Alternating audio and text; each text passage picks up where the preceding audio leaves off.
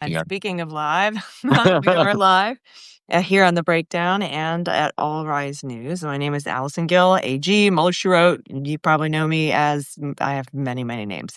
And joining me is a man with just one name, a recognizable name. His name is Adam Klasfeld, and he is the owner and operator of the independent media outlet called All Rise News, which honestly is, as a one-man operation, going out and, taking part in court hearings and being in the courthouse and reporting out and doing all the traveling it's just astounding that you do all this independently and we really, I know everybody appreciates it so much, so we can get on the ground, like blow by blow action from court hearings that are super important for a lot of the high profile cases that you're following. And I wanted to ask you today, because you sent me a text and you're like, we've got some updates in the Kilmar Abrego case, in Mr. Abrego's case. As we all know, Mr. Abrego was taken and put on a plane to El Salvador and spent time in the Seacoast torture prison. He was beaten and tortured in inhumane conditions. And we Judge Boasberg tried to bring him back to the United States because the DOJ admitted they made an error in deporting him because he had an order from a court in the United States, an immigration court, not to be deported to El Salvador, but he was. And so they brought him back, but not because they made a mistake. They brought him back to kind of cover their tracks and stop a discovery hearing that could lead to contempt in Boasberg's courtroom. And they brought him back by charging him with two ridiculous crimes from a traffic stop in 2022, where everybody back then let him go, without as much as a traffic ticket. And you've been covering this case from soup to nuts since the beginning. And there's a lot of outpouring from the public for information about what's going on with Mr. Abrego.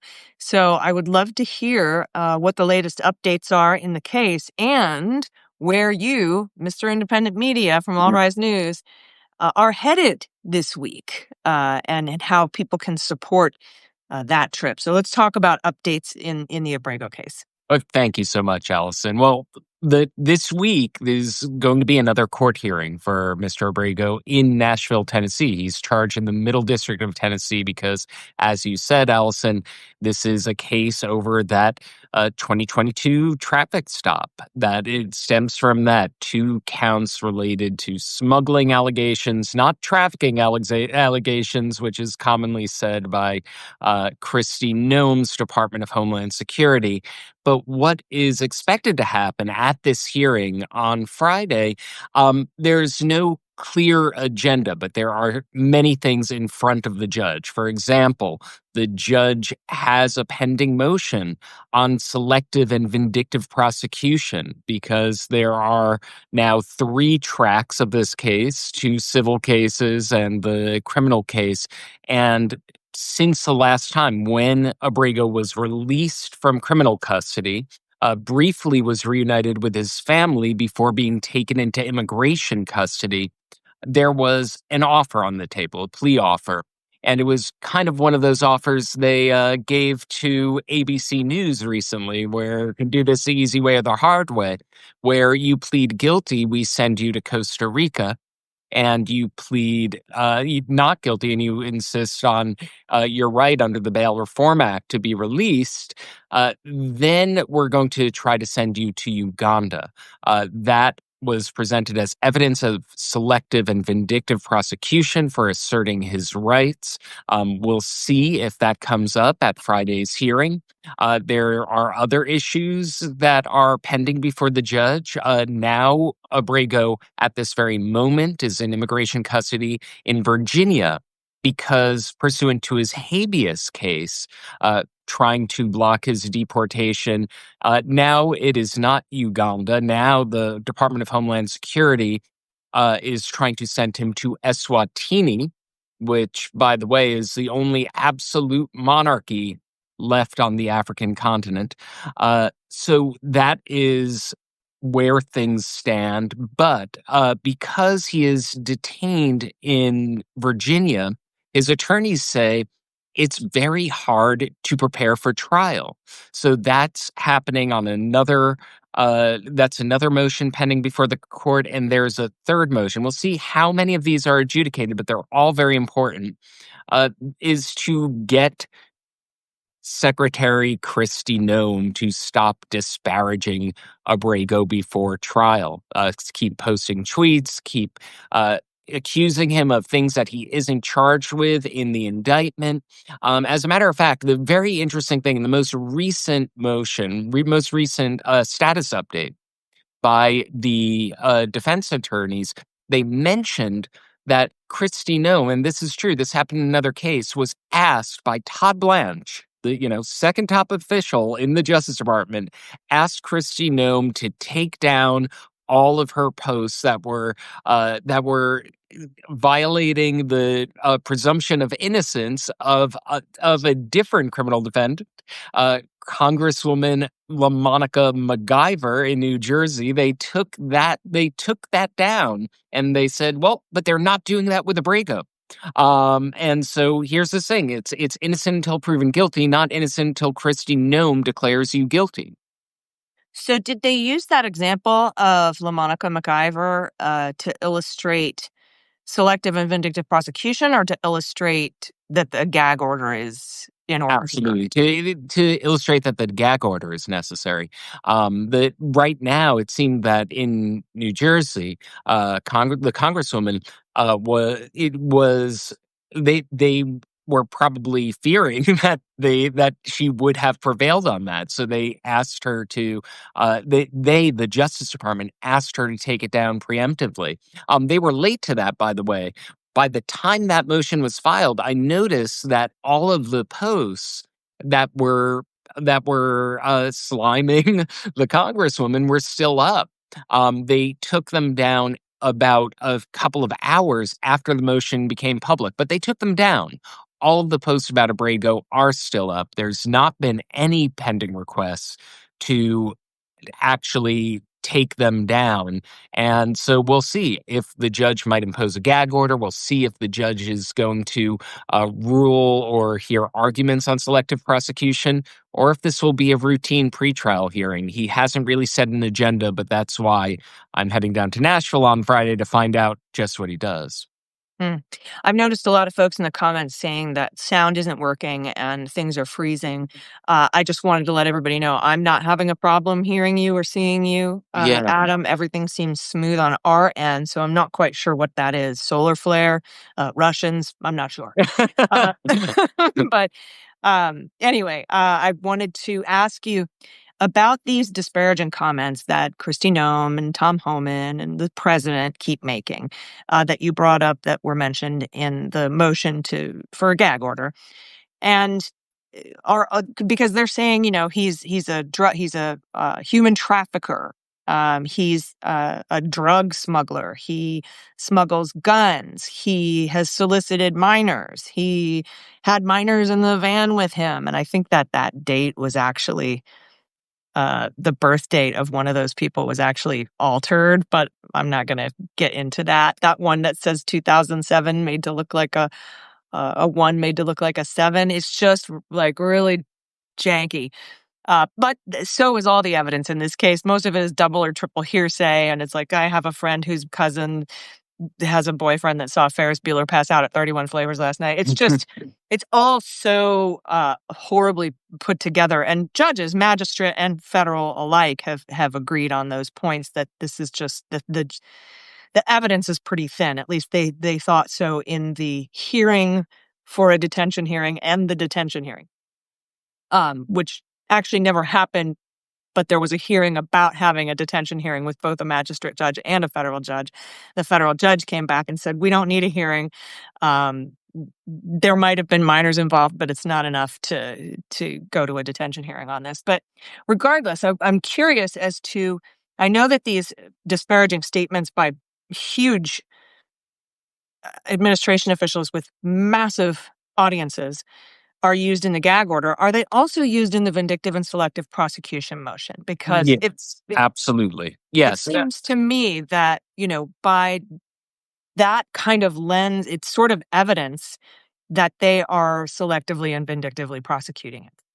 Yes, absolutely. They appear on both motions because the fact is the selective and vindictive prosecution motions hinge on the argument that he is being punished because he fought back. Because when he was spirited out of the country onto a plane in defiance of a judge's order, that he had capable attorneys take the government to court and win all the way up to the Supreme Court. And that's why he's being punished. And they have quotations from top DOJ officials all the way up to Todd Blanche supporting that argument. So some of them are press interviews, but some of them are these social media posts, press releases. But what you were saying with Christy Nome, that those are the things that, as you said, Allison, she's accusing him of things that he's not charged with. And I mentioned this a little bit earlier, but I want to just hammer home this point,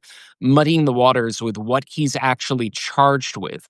Smuggling as a criminal charge in the Middle District of Tennessee, the sentencing exposure for that is about 1 year, on average. Trafficking is a totally different charge. And that's what Ghislaine Maxwell is charged with, and they're being very friendly with her. But with Kilmar Abrego Garcia, it's a very different thing. Trafficking is exploitation. Smuggling is transportation. That is how the distinction was Mm. was explained in the first ruling, saying that the government hasn't met the burden to detain Abrego before trial. So that's the first one. The stuff about soliciting a nude from a minor, that was something that was rejected from Judge Holmes's ruling, that it wasn't that wasn't an allegation that met the muster for her to keep him behind bars pending trial. All of the other allegations of where you had cooperating witnesses who are being incentivized by the government to cooperate because they are, we've talked about this so many times, Allison. One of them is a two-time felony convict who's been deported 5 times. The other one has been convicted of felonies as well and has been deported multiple times. Both of them are getting immigration assistance and criminal assistance from the government for cooperating. And they said things to the order of, "We heard that he was acting inappropriately toward girls," and that was said by these cooperating witnesses to one FBI agent who passed that on to another FBI agent. And I saw one tweet from Christy Nome saying, it has been reported that, or it has, where she links to, I believe, a New York Post story or something like that about her own rejected allegations in court. And she's doing this drumbeat against a criminal defendant before trial. That's why they're seeking the gag order. They took it down when they tried to violate the presumption of innocence of a U.S. Congresswoman. Will they? They're not even That's kind of like asking. consciousness of guilt, right? Like, Right. we know this is. Right. Well, I mean, it's not fair play. It's a dishonorable way of doing. And the thing that's really, this did not happen. I don't want to overstate this. In Trump's first term, he was routinely mouthing off on Twitter about criminal defendants, but you didn't have official government accounts going after a criminal defendant. You didn't see the need for motions like these all the time, and you're seeing this happen in multiple cases. And of course, we're talking day after Trump is demanding the prosecution of his political rivals now in all capital letters openly on social media. So this is, I keep thinking about the timing of this hearing because, as I said when we were starting this, it's this Brendan Carr at the FCC saying to ABC, we can do this the easy way or the hard way. And the government saying to Kilmar Abrego Garcia, if you plead guilty right now, well, we'll deport you to a human rights respecting country like Costa Rica. If not, we will find some of the most notorious human rights abusers in the planet to send you to. That is not the way a justice system works in a democracy. Yeah, agreed. And real quick, you said Barbara Holmes. That's the magistrate judge. But that's not the judge who's going to be holding the hearing this Friday, right? That is a federal district judge. Remind us of who that judge is. That is a magistrate judge. Now, when the case is first assigned, it goes, the district judge refers certain pretrial proceedings to the magistrate. And she was the first person to hear the government's motion to detain Abrego pending trial. And so Abrego won multiple rounds of the government's attempt to detain him pending trial. But two tiers of judges rejected that. First, Judge Holmes, and then the district judge who will be presiding over the trial and who will be presiding over the upcoming hearing, Judge Crenshaw. So this case is currently before him. He's been very accommodating, I would say, about Kristi Noem's attacks on Abrego pending trial. He has not ruled out taking action against her. I would say he sent a shot across the bow last time, saying, "I don't know if I have the power over the Department of Homeland Security." I think he's trying to maintain a clean record for if and when he does issue a gag order. But he's the one presiding over Friday's hearing. There's one more wrinkle that I should put out there. There is a pending motion because Abrego is being detained in Virginia. There is a possibility that the hearing will, in fact, be conducted remotely. But there was a motion there from a long time ago. It's never been decided, and it seems we are less than a week away. I think it's going to happen live in Nashville. Yeah, and I think I remember there being an order to keep him within 200 miles of where he was detained in Virginia so that he wouldn't be sent to Texas or Louisiana because that would be too far away from Tennessee where he, might need to make an appearance. So I think that's kind of why they put that 200-mile limit on where he could be sent. But I wanted to ask you, because I think that, correct me if I'm wrong, but I think it was his criminal defense attorney, Sean Hecker, who said if there was ever a case for vindictive and selective prosecution, this is it.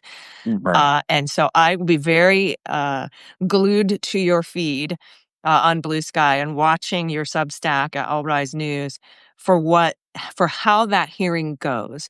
And I remind everybody, because a lot of times we'll watch a hearing and the judge will attack the defense, the good guy, let's say. Sometimes the good guy is the government, sometimes the good guy is the defense. But they'll attack and attack and attack and ask questions and ask questions and ask questions. And I just kind of want to remind everybody that if you are following along with that particular hearing, that just because the judge, Emmett Sullivan is famous for this, Right. goes hard after who you think the good guy is, doesn't mean that they're going to rule against the good guy. To me, that's always been indicative of the judge making sure that every single thread is followed and every single loose end is tied up before he rules against the person he went after really hard in a particular hearing. So I want you to maybe address that. And then also, one of the motions talked about how this was just detaining him in ICE custody is just punitive. Again, punitive for him exercising his constitutional rights. Because now with the, no bail for immigration hearings and the length of time it takes for immigration hearings to go through the immigration courts, he could be in prison for up to 6 months. But after 6 months, I think there was a previous Supreme Court ruling that says then it becomes punitive. But there was a recent Supreme Court ruling that said you can detain people indefinitely. So I'm just a little confused on the timeline for how long he could be in prison, because I believe you told me his trial is scheduled for January. It is, it is. So so this is the kind of, the fact that the case is playing out in multiple jurisdictions. It's happening on a quick timeline in the habeas case in Maryland as well. I believe that there was some, mention of the prosecutors and the government on the civil side, um, saying that they didn't want to face a very constitutional issue that you had mentioned. And I don't believe that if the case goes to trial on time, we'll see what happens. But one of the things that Sean Hecker said, the lead criminal defense attorney for Abrego, is that it's because they're not having access to their client. They're worried about being ready on time for trial. There was with the criminal defense team, you have uh, so this is going to happen on Friday. There will I think early October we're going to see the habeas case start up again. There's going And to be a hearing on that. I just want to interrupt you really quick. The habeas case, where he's challenging his deportation to Uganda or now this other country, is that in the immigration courts or is that in federal court? There, this shows the complicated nature of this case. That Because the habeas reason I case, ask that is because habeas case, immigration absolutely. judges work for Pam Bondi, whereas federal judges work for the judiciary. Correct. The habeas case is before Judge Paula Zinis in federal court. He also, at the same time, there's a separate proceeding happening, but I have no information about what new developments is happening with that. Perhaps it'll be revealed on Friday. That's just the nature of this. The fact that once he's released, they put him right into immigration custody. We're saying that we're talking about this as though the criminal trial is going to go to trial in January, and that's the expectation. But the government has not said, they have not ruled out taking him out of the country again. That's what these habeas proceedings are about. Will they, one, whether he will be, as you said, be allowed, whether the judge will order his release from immigration detention, but also whether the judge will issue some sort of order about the government's plans to deport him to another country, whether it's Eswatini or whether it's Uganda.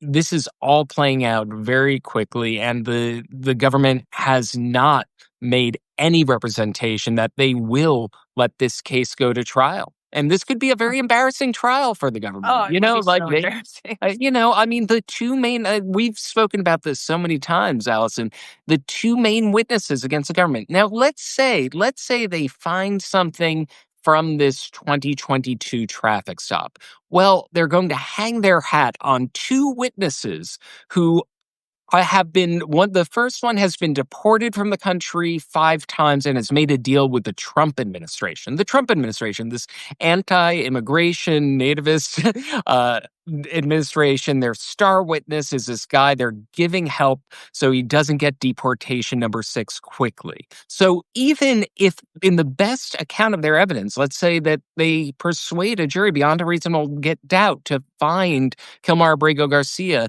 guilty of a crime that might send him to jail for about a year.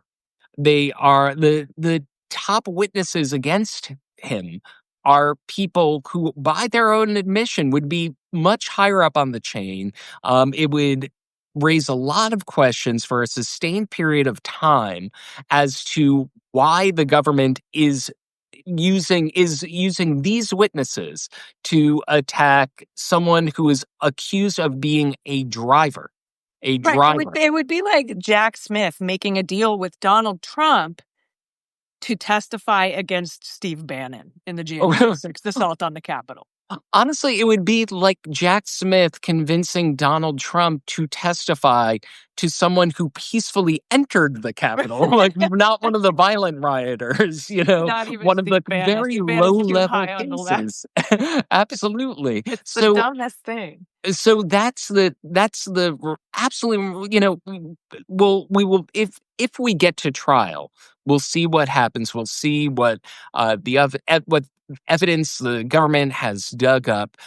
We do know that the evidence was such that the former head of the criminal division in the Middle District of Tennessee resigned the day that Kilmar Abrego Garcia was indicted.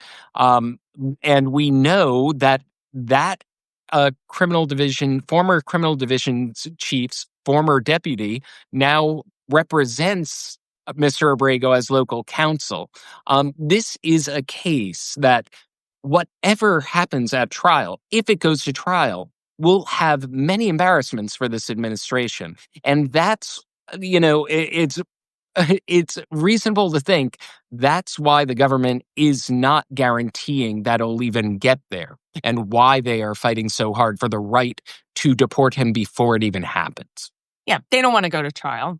That's why they made him a sweet, sweet deal for Costa Rica if he just pled guilty and would GTFO. So we have a couple minutes left. I just want to ask you what you're going to be looking for in this hearing. You said there are multiple outstanding motions. We know the motion for vindictive and selective prosecution. We know the motion for a gag order. What other motions are on the table that the judge might address? Because he hasn't put out an agenda for this hearing. Right. But what are some of the other outstanding motions besides vindictive and selective prosecution and gag order that you might be looking for?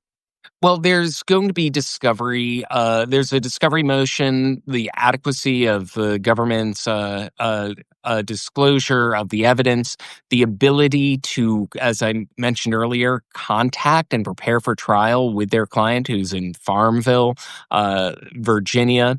And the reason for that is because, as you said, Judge Zinis said that he must be within 200 miles of the courtroom and not sent outside of the continental United States, given the history of this case. So we'll see. I'm going to be looking for whether new information has emerged about the government's plans, whether right now we haven't had new information since we're looking at Eswatini now disclosure about have there been updates with immigration proceedings?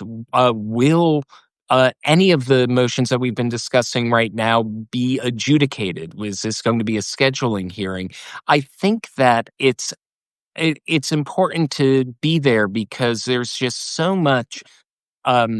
There's so many issues of profound consequence at the table at this very moment because even if they discuss the presumption of innocence. There are attacks on presumption of innocence every day, and we're seeing it all the time with Letitia James, the firing of a U.S. attorney or forced resignation, I should say, coerced resignation of a U.S. attorney in Virginia at the very moment that ABC News had in their bombshell story found that he did not find evidence to charge. So didn't find evidence to charge, you're out. I'll replace it with my insurance attorney. So the issues about the presumption of innocence, the issues on the table about the potential gag order, the access to counsel, the Compelling vindictive discovery. prosecution. But yeah, but there's a pending selective and vindictive prosecution motion in Congresswoman MacIver's case in New Jersey.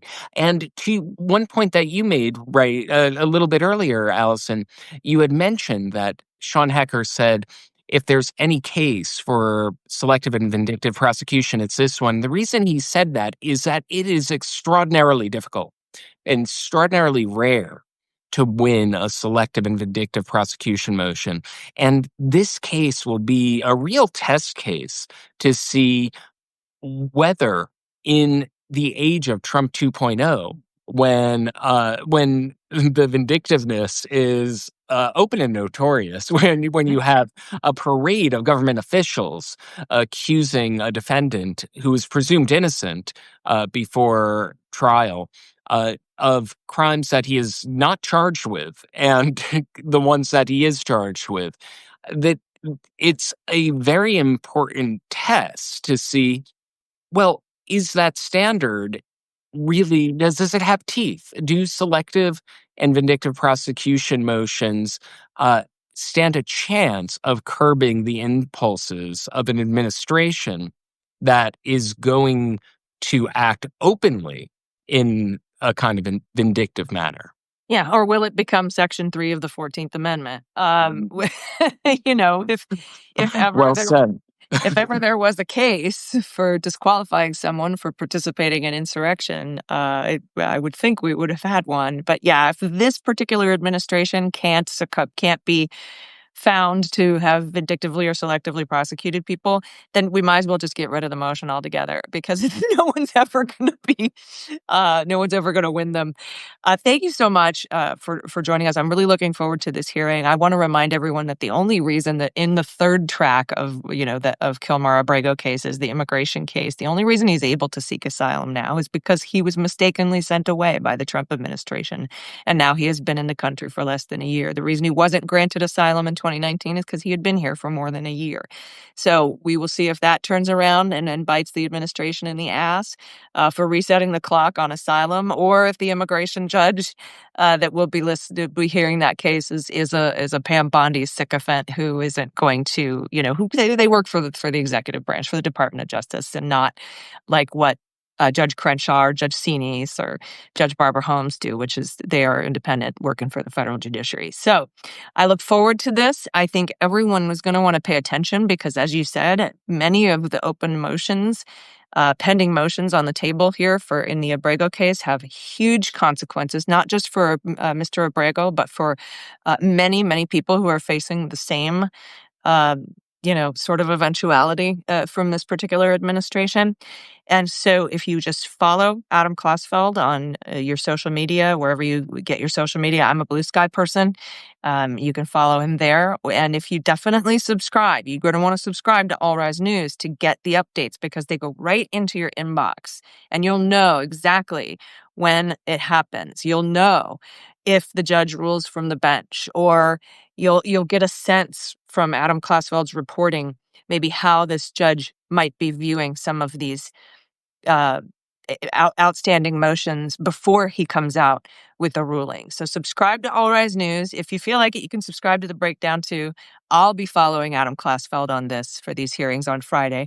And if you have the means to financially support Adam Klasfeld's work at All Rise News, he pays for all of his own lodging, all of his own plane tickets, all of his travel, so that he can be there in the courtroom to tell us exactly what's happening as it's happening. So if you have the means, please support him and support independent media. Do you have any final thoughts before we get out of here today?